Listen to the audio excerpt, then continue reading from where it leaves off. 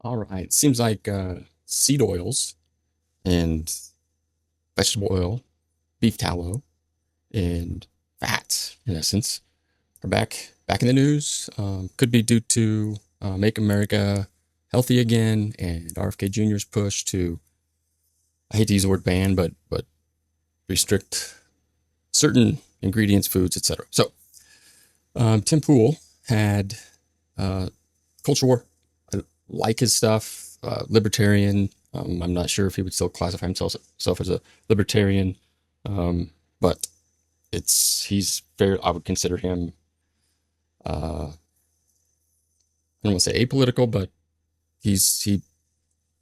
I don't think he's a propagandist per se. So with that said, watched his show. He had on Tristan Scott, who has been kind of vocally against seed oils. I also have a clip from Dr. Lane Norton. He posted in response to somebody else last week about seed oils, and so I kind of put the two together. Dr. Norton and I tend to see similarly on many things, and so and he says some things much better than I do. So I edited each of those shows clips just to condense it and to emphasize some certain things, and so some of this stuff isn't as it was aired on either of their programs, but it's their words, their video clips from their programs. So, well, all right, I'm hungry for facts, so let's dig in. Seed oil thing? Just lightly. I'm not a scientist on it either. I'm cutting seed oils out just because. Why not?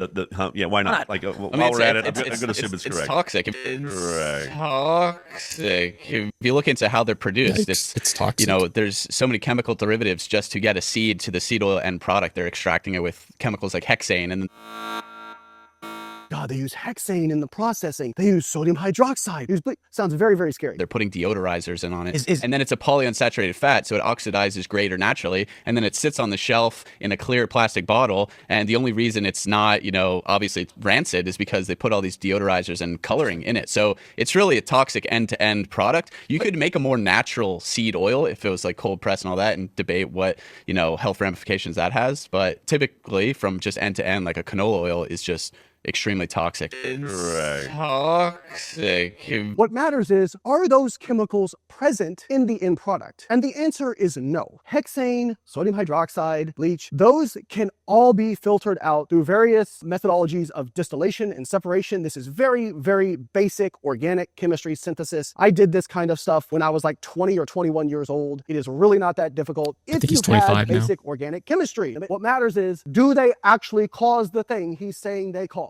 Survey says no. In fact, he's talking about cooking with saturated fat. That saturated fat is better. Then why, oh why, Beef tallow. in this meta-analysis looking at cancer And mortality, does saturated fat increase the relative risk of dying from cancer by 10%? Oh, and also polyunsaturated fats decrease the risk of cancer mortality by 6%. It wasn't quite significant, literally less than a 10,000th of a point off of being significant. So it's essentially the same thing. Not only do the polyunsaturated fats appear to decrease cancer mortality, they also possibly decrease all-cause mortality and cardiovascular disease mortality. Notice how they are to the protective side of the line, and saturated fats are the only fats that are to the risk side of this line. So again, I submit, if what he's saying is true, why do we not see it show up in the literature? And as for inflammation, if we look at the literature on polyunsaturated fats and even omega-6 fats, we see either neutral or positive effects on inflammation relative to saturated fat when exchanged one for one with saturated fat. And we see improvements in insulin sensitivity and liver fat and metabolic health.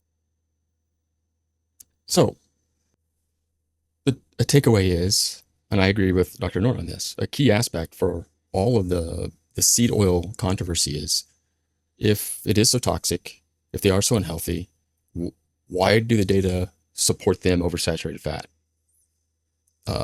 When kind of looking at those things, I put some of the studies that Dr. Norton used in the description below, and subscribe if you like this content. But I think this is what needs to be discussed because, Tristan didn't mention any science. He didn't mention any of the papers that have been published that show no health outcomes. So if this was in fact a toxic substance, people would be dying acutely upon ingestion, or the data would bear out the ill effects of eating these things versus showing that relative to saturated fat, there are healthier outcomes with some or many or no effect. So, summary.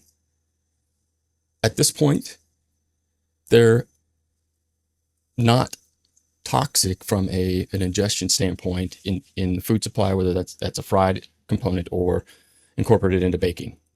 A key issue is dose. So much like the ultra-processed food issues, dose is critical. So it's not ultra-processed foods aren't unhealthy.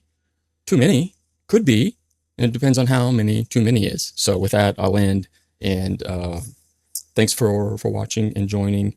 And if there's other topics you want discussed, happy to do it. Thank you, and have a great rest of your day, your week, your month, etc. Bye for now.